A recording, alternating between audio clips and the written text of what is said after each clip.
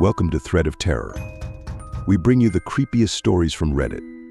Dim the lights, grab a blanket, and hit subscribe so you never miss a scare.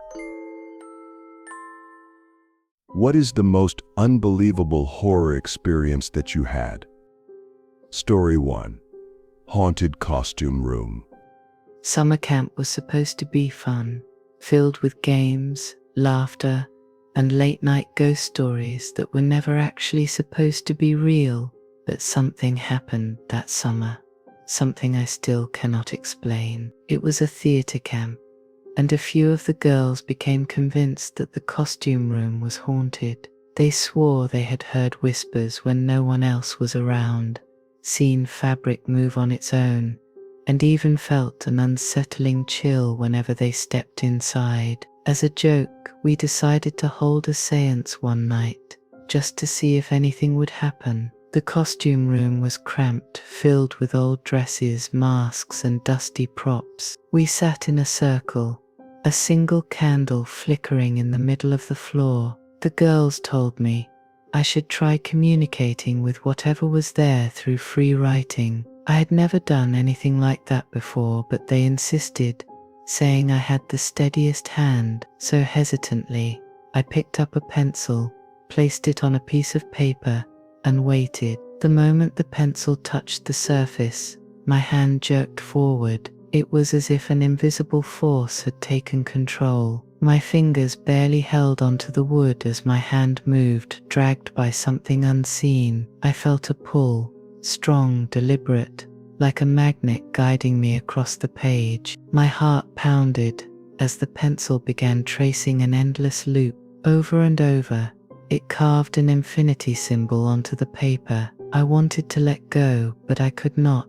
My hand was locked in place, moving against my will. The room felt colder, and the candle flickered wildly, casting eerie shadows across the racks of clothing. The other girls watched in stunned silence, their faces pale in the dim light. Then, without warning, my arm spasmed violently. The pencil shot out of my grip, as if yanked by an unseen hand. It soared across the room, hitting the door with a sharp snap. We all screamed. The door creaked open slightly, and an icy breeze swept through the room. No one moved, no one spoke. Then, ever so faintly, we heard it, a whisper, barely audible, coming from the darkness beyond the door. None of us ever went back into that costume room for the rest of the summer. Story 2. The lights went out. My friend's father is a former Marine. He has been a paramedic, firefighter, and security guard, so there is practically nothing on earth that can frighten this man. His family used to live in a very old house built in the 1800s. One evening, my friend's father was home alone, waiting for the rest of the family to return with dinner. Now, this man is the most honest person I have ever met. There would be no reason for him to fabricate this story. He was sitting on the couch downstairs when he heard footsteps coming from upstairs. Curious and slightly uneasy, he walked down the main hallway and looked up toward the balcony railing that overlooked the upstairs hallway. That was when he saw it, a shadowy figure that glided across the railing from one side to the other, moving effortlessly and silently until it vanished from sight. A cold chill ran down his spine, but before he could react, an ear-piercing, blood-curdling scream shattered the silence. It was the most horrifying sound he had ever heard in his life. Immediately after the scream, every single light in the house went out. He was left standing in complete and utter darkness. A suffocating sense of dread filled the air around him, pressing against his chest. He did not wait to see what would happen next. Without hesitation, he turned and ran out onto the front porch, where he stood frozen, waiting for his family to return. When they finally arrived, my friend recalls the look on his father's face, a look of pure terror. It was a look he had never seen before, and has never seen since. Something had shaken the man to his core, something beyond comprehension. 2 weeks later, the family packed up and moved out of the house. They relocated closer to where I live, which is how my friend and I met. While this story still sends shivers down my spine, I cannot be too upset about it because in the end, I gained my best friend from the ordeal. Even now, whenever I ask his father about that night, he refuses to speak of it. He just shakes his head, his eyes distant, as if he is still haunted by whatever he saw in that house. Story 3. Ouija board. I suppose it is time to share this story. I am a proud man, far too proud to admit that ghosts exist or that they could frighten me, but for a couple of months I was haunted.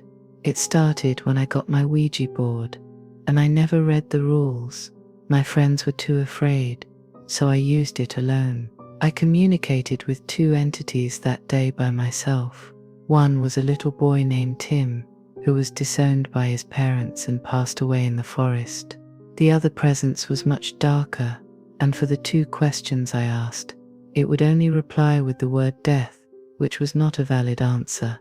I became frustrated with the second entity and shouted at it, demanding proof of its malicious nature. Nothing happened. I packed the board away, feeling as if perhaps I had imagined the entire experience, which is a common belief among skeptics. But then, the next 2 months happened. Between 3 o'clock and 4 o'clock in the morning, I consistently woke up drenched in sweat, overwhelmed with an intense feeling of being watched. Around 50 days in, I awoke to the most horrifying scream I had ever heard, followed by a loud thud so intense that I thought someone was breaking into my home. I jumped up, feeling as though an unseen presence was standing before me, wanting me to be afraid. Yet despite the overwhelming noise, my housemates upstairs remained undisturbed. I became so terrified that I stopped sleeping at night. I would stay awake until at least 6 o'clock in the morning to ensure that the so-called ghost hour would not affect me, but it did anyway. I will always remember what happened at the 2-month mark. I was playing Call of Duty, as I had been for the past 2 weeks, when suddenly, an icy chill crept across my back. It moved to my left shoulder, and then to the left side of my head. Then, I distinctly heard breathing in my ear. The pressure on my upper left side felt as if someone or something was leaning its head on my shoulder. I was terrified, but I decided that I had enough. I stood up, swung my fists into the air, and shouted, "Leave me alone and go away." After that night, it seemed to finally stay away. I do not know how all of this happened, especially since I was such a skeptic. Those months feel like a dream now, but I do believe that certain energies can manifest around us, and it is best to stay away from the dark and harmful ones. Story 4. Devil spoke through my wife. I have never experienced anything paranormal in all my 28 years until this night. It happened last year, and it still haunts me. The fact that it was so intense and real makes it even more terrifying. Even now, I start shaking when I think about it. I have only told 3 or 4 people about this experience, but I feel like it is time to share. I was sleeping next to my girlfriend, now my wife, when she suddenly got up and started walking around the room with the lights off.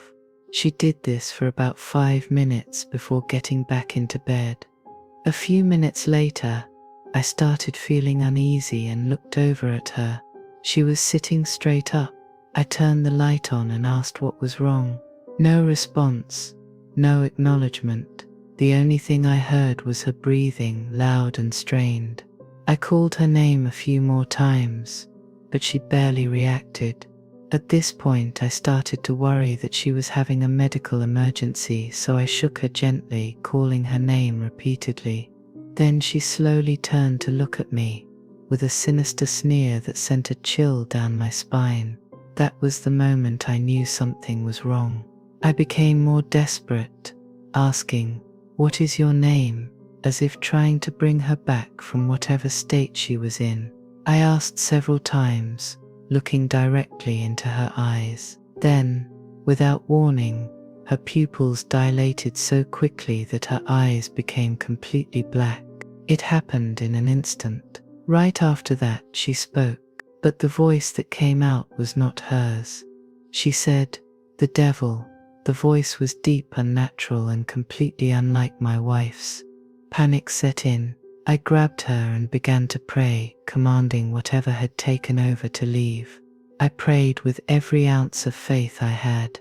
After about 15 seconds, my wife suddenly started crying. I pulled back, and in a small, terrified voice, she whispered my name. She looked confused and afraid, like a lost child. I held her tightly for several minutes before she was calm enough to speak. She told me she had felt nothing but darkness and overwhelming emptiness until she came back in my arms. That was it. I am not someone who was ever deeply spiritual before this, but after that night, everything changed. It all happened so fast, and to this day I have no rational explanation for it. My wife has never had another experience like that, and I have never encountered anything paranormal again. My brother believes she may have had a medical episode like a mini-stroke or a night terror. If I had not been there, I might have thought the same. But I was there. I saw what happened. I heard that voice. I felt something in the room with us that night. For a while after, I struggled to sleep. But as nothing else happened, life eventually returned to normal. Story 5.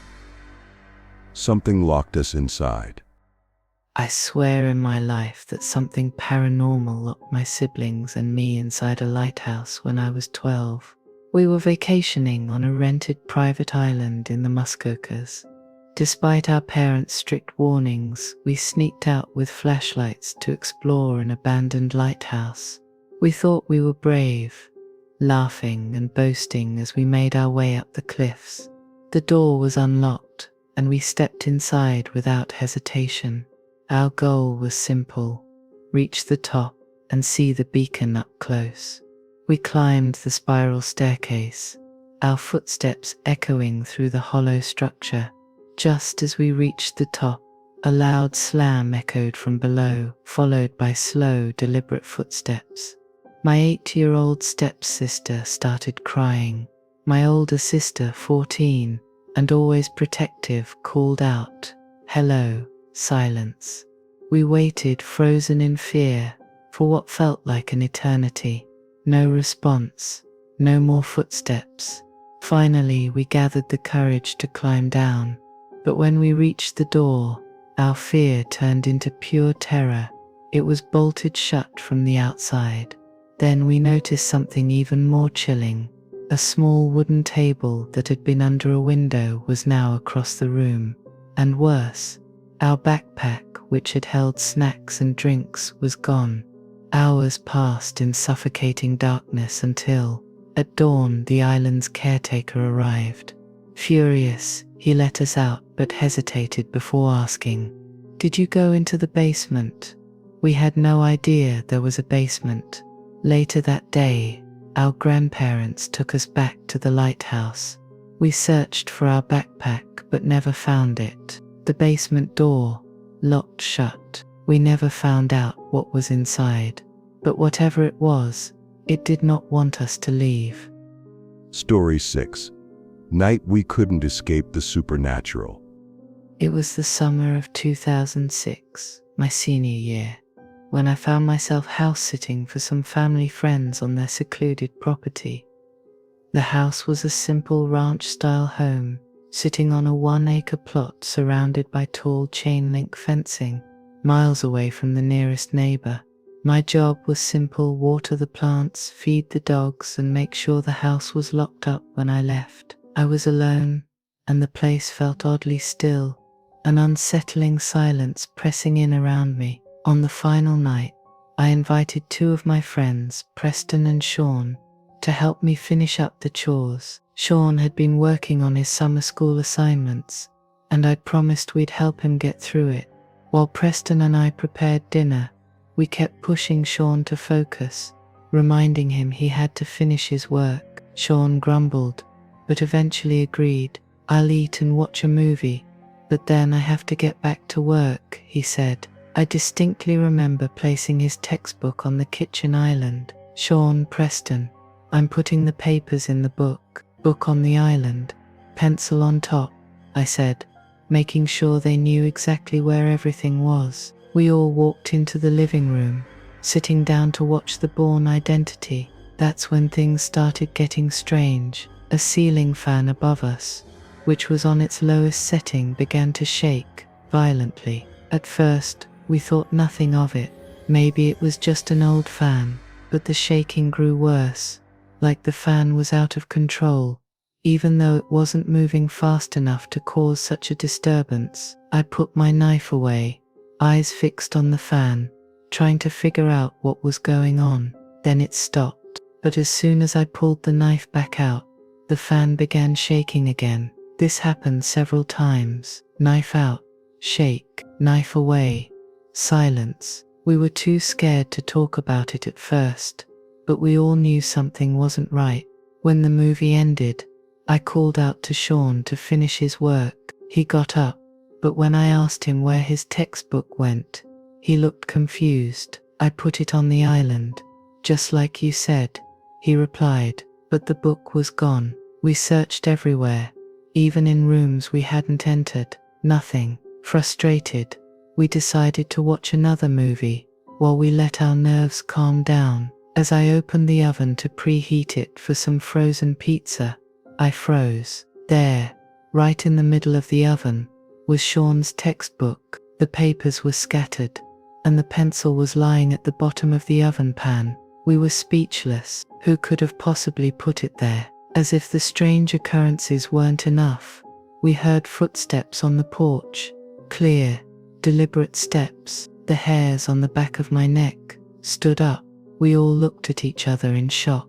I grabbed a flashlight and my knife, convinced someone was trying to break into the house. But after a thorough search of the property, everything was locked up. No one was there. We spent the rest of the night in a state of unease, too terrified to leave. Finally, when morning came, I rushed to finish my tasks and escape. But as I walked to my truck, I felt the unmistakable sensation of being watched. I rushed back inside to grab my laptop charger, the feeling of eyes on me growing stronger with every step. I left a note for the homeowners before I left. Everything is good. Thanks for letting me stay. By the way, your house is haunted. When I mentioned the strange occurrences to Preston a few months later, he denied having anything to do with it. He admitted that he thought I was the one messing with them. Neither of us could explain what happened that night, and to this day, we still don't know who or what was behind those terrifying events. Story 7. Graveyard of Our Past Lives. My middle-aged accountant, a self-proclaimed sensitive with a long family history of paranormal experiences, has shared countless eerie stories that make the hair on the back of your neck stand up. She's a smart, serious, and compassionate woman, so I never question her tales for a second. One day, she told us about how she met her husband. It all started when she was 13. Playing a game with some girls in the bathroom. They spun around 3 times, looked into a mirror, and supposedly saw the person they were going to marry. When she looked, she saw a man with a mullet and a panther tattoo on his forearm. She remembers feeling disgusted and swearing she would never marry someone like him. She thought everyone else saw their future spouse too, so it seemed completely normal at the time. Fast forward to the late 1990s. She had gone through a failed marriage, started a real estate business at 40, and attended a networking event at a bar. To her shock, she saw a man with a mullet and a panther tattoo on his forearm. She approached him and, almost without thinking, said, "I know this sounds crazy, but I think I'm supposed to marry you." He laughed, mentioning he'd lost a bet that had resulted in the mullet, but her eerie childhood visions suddenly made sense. This was the moment her soul had known she would meet her true soulmate. Oh, and it turns out, He was also sensitive. One last story completely blew my mind. They were driving to a remote property they had never seen before when they passed a massive wheat field. As they drove, they both felt a strange breeze pass through the car. The husband pulled over and said, "Did you feel that?" He opened the door and began walking toward the wheat field, while she quickly locked the car and hurried after him. He walked all the way to a line of trees at the back of the field, about 3/4 of a mile from the car. When they reached the trees, they discovered a huge crumbling graveyard. Both of them felt a deep sense of foreboding. Later, at a housewarming party, a medium told them, "You have photos in your glove box. Go get them." When they did, the medium looked at the photos and said, "You can never return to this place. It's where your bodies are from your past lives. Yes, you were married before too." The truth was chilling. Story 8. House of Lost Souls.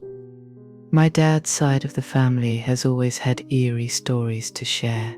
He used to tell me about the old house where he grew up, and every time he did, the hair on the back of my neck would stand up. His stories were always backed up by my grandma and uncles, and they would often share their own chilling experiences. It seemed that this house had a dark history, one that affected everyone who lived there. When my dad was around 10 years old, he was home alone reading comics in his room. He suddenly heard footsteps coming from the kitchen. Thinking it was his parents or brothers returning, he stood up to check, but something stopped him dead in his tracks, a powerful, overwhelming fear. As he debated whether or not to investigate, the sound of heavy coins dropping into a bucket filled the air, echoing through the house. It lasted for less than a minute, but the unsettling noise terrified him. He was frozen in his room until he heard his father's car pull up outside. The house was filled with strange occurrences. My dad and his family heard bizarre noises, dishes crashing to the floor, shadows darting across windows, and strange footsteps pacing the halls at night. My grandma's back room was especially unsettling, and I was never allowed to stay there by myself. There was always a lingering feeling that someone was watching me, even though no one was there. It was said that the house was haunted by the previous owner, a World War II veteran who had tragically taken his own life in one of the rooms. Oddly enough, my grandfather also committed suicide in the backyard of the same house. Years later, my mum moved into that house with my dad after they got married. One night, she was sitting in my dad's old room when she heard what she thought was my uncle coming home. She heard him open the front door, walk to his room, and begin lifting weights. The clanking of metal echoed through the house for several minutes, but when my mum went to check, there was no one there, no car in the driveway, and no one in the room. Just as she was starting to question what had happened, my uncle's car pulled into the driveway. The most chilling story, though, came from my dad himself.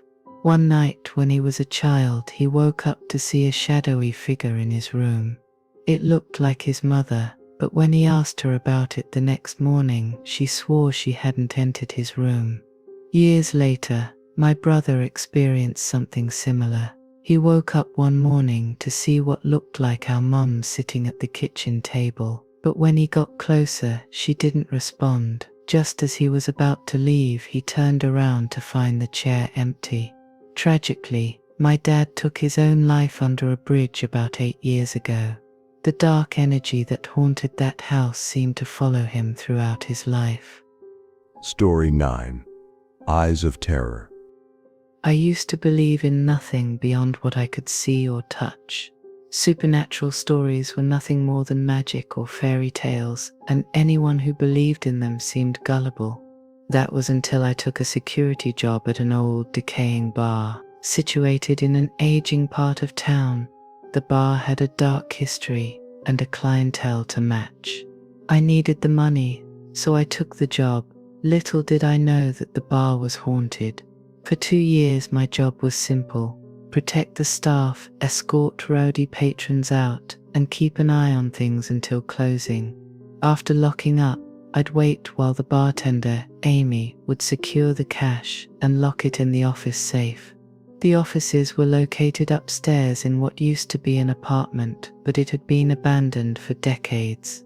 On several occasions we'd hear strange noises, footsteps and bangs coming from downstairs. I'd check it out, but never saw anything out of place. One night, while Amy and I were heading up the old wooden staircase, we both saw something that chilled me to the bone. As we approached the landing, a shapeless shadow slid across the wall as if someone had passed in front of the light at the top of the stairs. Amy panicked and shoved me back out into the bar, her eyes wide with terror. We both felt it. Something was in that building. I later learned from the bar's owner that the place had a long history of strange happenings. Objects would move on their own, footsteps echoed in empty rooms, and employees had fled in fear. Still, I kept working there, pushing aside my growing unease. That was until one fateful night. It was almost midnight. I stood by the door, watching the cars outside when a man I hadn't seen before stood up from the bar. He had a white cowboy hat and a friendly face. He walked toward the door, nodded at me, and left. Moments later, a sickening crash echoed through the streets. A white pickup truck had hit him in the intersection. I ran outside and found him lying motionless, blood pooling beneath him. His eyes were wide with terror, staring at something I couldn't see. With his last breath, he whispered, "Don't let them take me. Don't let them have me." As he passed, I felt the weight of his terror seep into me. The fear never left, even after his body was taken away. I still hear his last words echoing in my mind. Story 10. Face behind the slats. I graduated high school in 2003, making me a child of the 90s. For many of us in the lower middle class, our lives revolved around video games and TV shows. My parents' semi-finished basement became my refuge, a place to escape the world and hang out with friends. We'd drink and laugh at old movies until the early hours, thinking we were untouchable. But the basement had a secret. The steps leading up to the rest of the house were framed oddly, with rectangular shelves all the way up. These shelves led to a strange gap between the basement and another area, separated only by wooden slats. The odd structure of the basement caught my attention, but it wasn't until late one night that I saw something that would haunt me forever. At the time, I brushed it off as nothing, but late at night, through the gap in the shelves, I saw a face. It wasn't anything clear, just the outline of a man's face, partially obscured. I would catch it in my peripheral vision, and as soon as I looked directly at it, it vanished. I convinced myself it was just the old man who had lived there before us, someone who designed the basement in the odd way it was. I didn't want to think too much about it. Years later, I decided to tell my friends about it, thinking it would be a funny story. From that moment on, every time they came over, they'd catch glimpses of the face through the slats. They were always more curious than scared, but the tension built. One night, one of them looked and turned pale. I told them of more strange things I'd seen, creaky floorboards, shadows at the corner of my eye. But the truth, I made it all up to mess with them, or so I thought. Late one night, when I looked again through the slats, the face was no longer the old man. It was someone much closer to me. Thanks for joining us on this terrifying adventure. If tonight's story gave you chills, let us know in the comments below and share your own scary experiences too. Don't forget to leave a like if you want more nightmares and subscribe if you haven't already. Until next time, sleep tight and remember, not all shadows are empty.